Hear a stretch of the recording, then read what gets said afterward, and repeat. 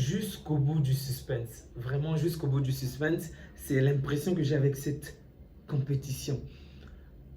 Il y a très très longtemps que la Coupe du Roi m'a fait autant plaisir, non seulement en termes de résultats, mais surtout en termes d'attente. Je ne m'attendais pas à ce que cette Coupe puisse être aussi pleine de surprises, vraiment pas. Les voisins se sont cassés la gueule contre Albacete, 3-2. Oh, ils sont nuls. On l'a tous su. Ils sont nuls. Collectivement, c'est du n'importe quoi. Vraiment, ils ne sont pas à la hauteur.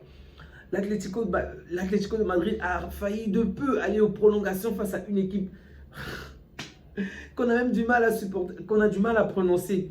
0-0 jusqu'à la fin, il a fallu un certain Griezmann fasse la différence à la dernière minute.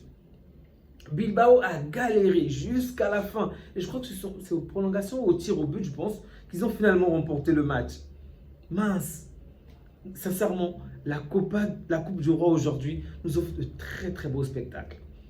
Également, le Barça, on ne va pas l'oublier, on a galéré jusqu'à la fin. Et c'est enfin à la fin du match qu'on peut terminer le match, on va dire, avec un esprit assez apaisé. Même si je ne vais pas vous mentir, je n'ai pas vraiment été inquiet. Bref, salut les amis, j'espère que vous allez bien et que tout se passe le mieux pour vous. Nous allons débriefer le match du Barça contre le Real. Santerding ou Santerding Racing, en tout cas c'est le Real Racing, normalement, club Santerding, quelque chose comme ça. Vraiment désolé si j'ai écorché le nom, mais je vais préciser. Oui, Santander. Ouais, Santander. Regardez, j'ai même du mal à prononcer le nom du club. Rendez-vous compte que ce club a battu le Barça. La dernière fois que ce club a réussi à battre le Barça, ça date de 2004. Vraiment de 2004. On avait encore des Zidane, on avait encore des Ronaldinho, Eto'o et autres comme joueurs dans le monde. Il y avait encore pas mal de personnes. Messi ne jouait même pas encore au football, sauf erreur de ma part, en tant que professionnel, bien évidemment. Il n'était même pas encore connu, il ne jouait pas du tout au football professionnel. Juste pour vous dire de quelle manière ça date. Ce club est d'une division inférieure. Évidemment, pour l'instant, elle fait partie des meilleurs de la deuxième division, donc il est fort probable qu'elle puisse se remonter en première division. Mais avant de parler de ce club, revenons déjà par rapport à ce match. Je suis déçu. Oui, nous avons gagné. C'est le point positif à retenir. Nous passons au quart de finale, mais je suis sincèrement déçu. Déçu de Rashford, déçu de Casado, déçu de Bernal. Vraiment, j'en peux plus. Et Olmo également. Oh, mince. Je ne veux pas encore acculer Rashford pour des tas de choses parce que je comprends. En face de nous, on avait 9 adversaires, 9 gardiens au minimum, voire 10. Non, 9, soyons sincères. Parce qu'ils ont vraiment joué le système 5-3-2, ok? Et donc, je dis 9 dans la mesure où on avait les 5 défenseurs qui étaient pratiquement des gardiens, les 3 devant, en tout cas 8, et peut-être un des 2 en attaque. Sincèrement, ils ont vraiment joué le bloc bas, le bus.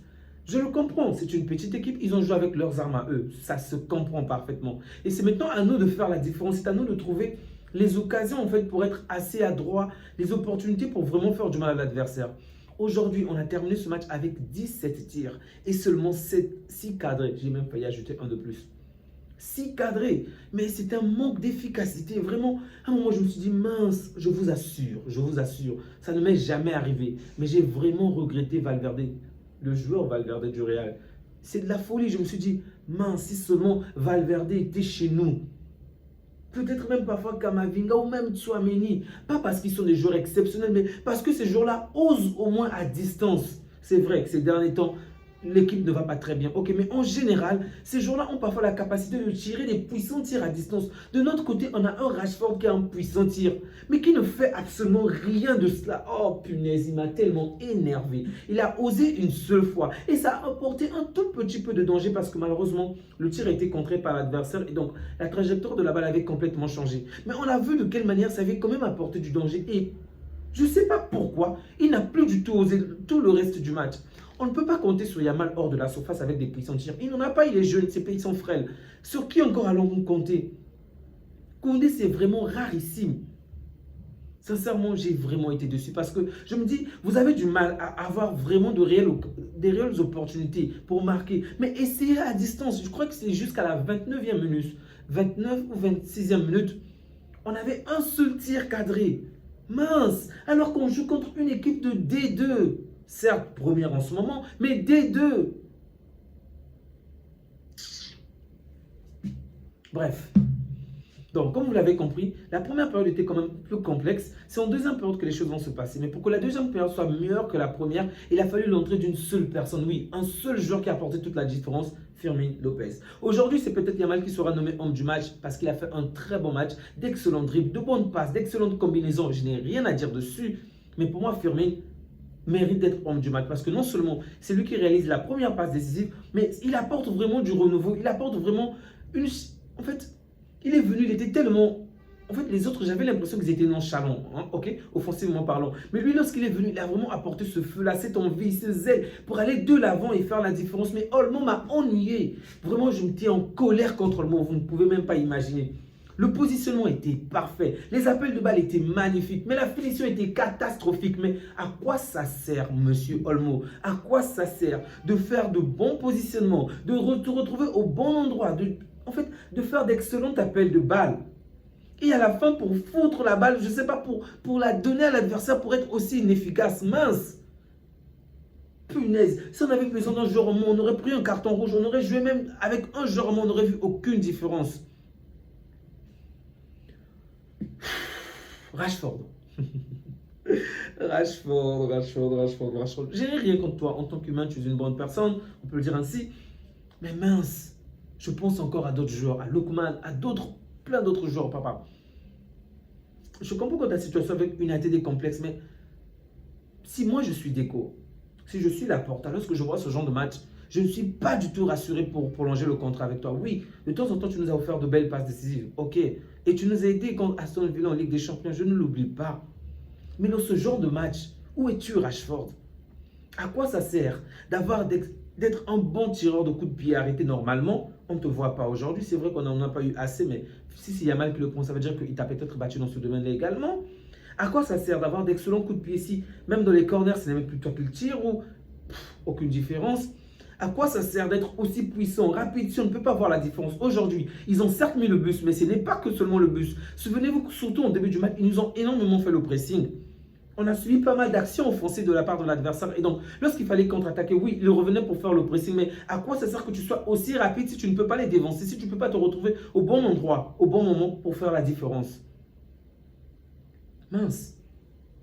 Je vous assure que j'ai trouvé ça tellement pathétique pour me dire on joue contre une 2-2 et il faut encore que notre équipe première soit là pour gagner. Mais il y a une grande différence. Et est-ce qu'on va tenir avec cet élan-là? Parce que le point négatif qu'on ne voit pas, c'est vrai, on s'est qualifié pour l'écart, c'est une très bonne chose. Je suis content, j'espère qu'on ira jusqu'à la finale, qu'on va remporter cette finale. Mais le point négatif, c'est de se dire que l'adversaire, celui qui vient juste après nous, le Real, vient d'être éliminé. Okay, ce qui veut dire que le Real va avoir moins de matchs que nous et donc plus de temps de repos.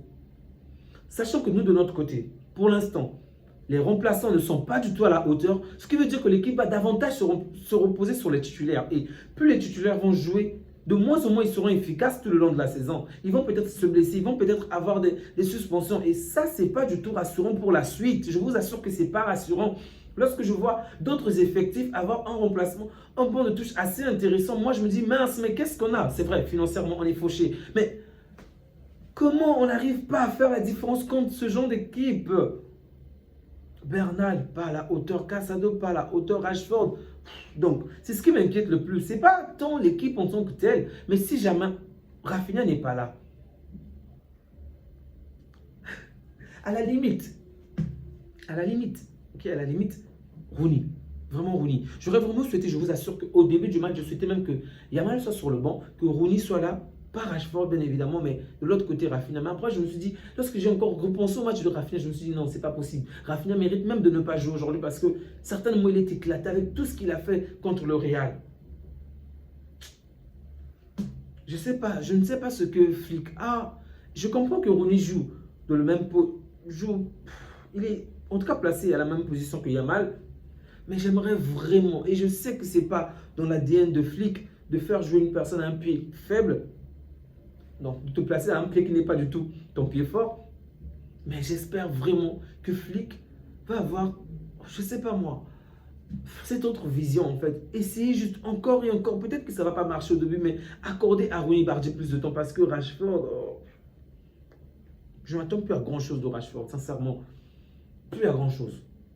Il va être là, il va apporter du nom, permettre à ce que Rafinha ou un autre joueur se repose. Ok, mais voir Rashford prendre le contrôle d'un match, voir Rashford faire la différence par lui-même, pas vraiment. Défensivement, oui, il va apporter défensivement. Mais offensivement, lui-même va apporter cette différence-là, marquée par lui-même, non.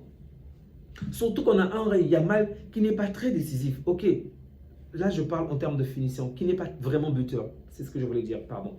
Il a certes marqué en fin du match, ok. Et il a fait un bon match, je le précise encore.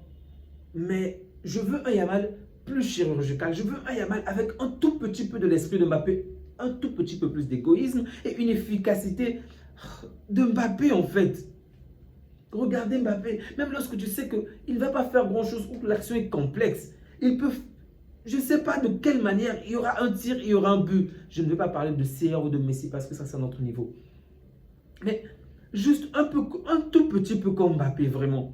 Mbappé n'a pas besoin de faire le plus beau des gestes pour marquer. Il n'a pas besoin que les planètes s'alignent pour marquer. Un petit geste, un petit mouvement, il y a but. C'est ce côté-là que j'attends vraiment. Alors là, je vous dis, j'attends vraiment notre petit Yamal. Et je l'ai déjà dit, je crois, en début de saison ou la fin de saison dernière. Parce qu'il est fort, on le sait. Les dribbles, il n'y a même plus à remettre en cause quoi que ce soit. Les mouvements, toujours c'est parfait. Les passes, c'est parfait. Mais regardez aujourd'hui, combien de fois il a réalisé de bonnes passes, mais la finition n'était pas bonne. Il a réalisé plusieurs bonnes passes. Au final, la personne qui recevait la balle, soit était mal positionnée, ne pouvait pas faire le bon geste, ne pouvait pas faire ceci ou cela. Il y a tellement de choses à dire.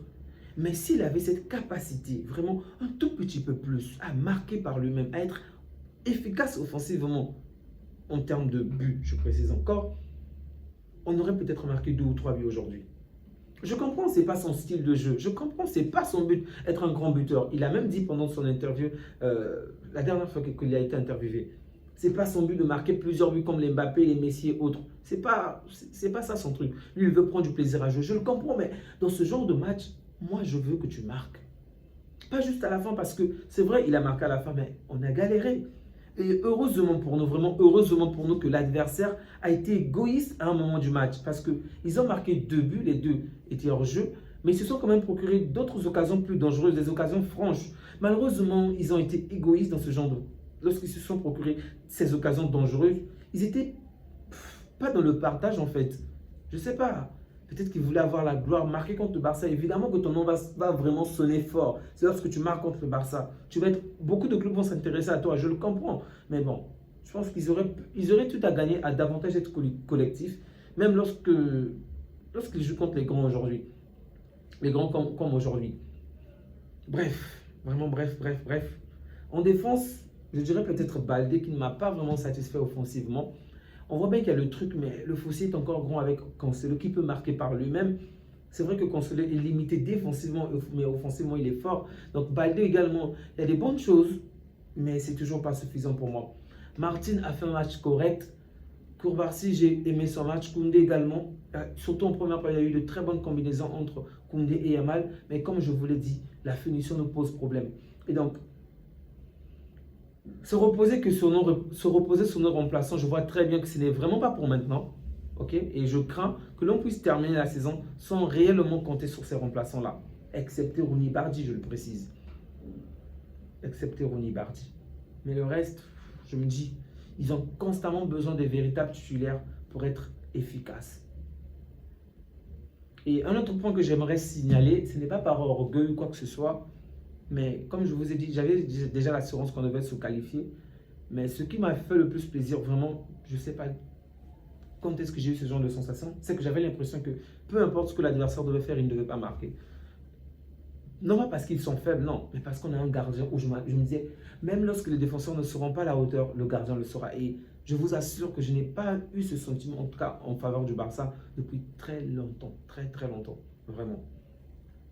Peut-être que ce sont les arrêts qu'il a réalisés contre le Real ou les derniers clean sheets, mais j'avais vraiment cette assurance-là. Je vous assure que l'adversaire ne devait pas marquer. Peu importe les actions, il était là, il est là, il va faire la différence. Et même lorsqu'ils ont marqué, je me suis dit, là, il y a forcément quelque chose qui ne va pas. Et au final, ça a été sifflé hors-jeu. Vraiment, je ne sais pas comment l'expliquer en toute sincérité. Je suis vraiment choqué parce que je sais, avec nos gardiens, même avec Chesney, lorsqu'il faisait de très bonnes performances en début, je n'avais pas cette assurance-là. Mais dans ce match, j'avais une telle assurance que je ne saurais décrire moi-même. Les amis, on va s'arrêter là vraiment. Merci à tous ceux qui soutiennent la chaîne. Merci à vous qui êtes restés là jusqu'à à 7 minutes en tout cas. N'hésitez surtout pas à laisser un like, ça soutient énormément la chaîne, ça donne envie de produire d'autres vidéos. Prenez bien soin de vous ainsi que des vôtres et que Dieu vous garde. On se dit à bientôt. Ciao.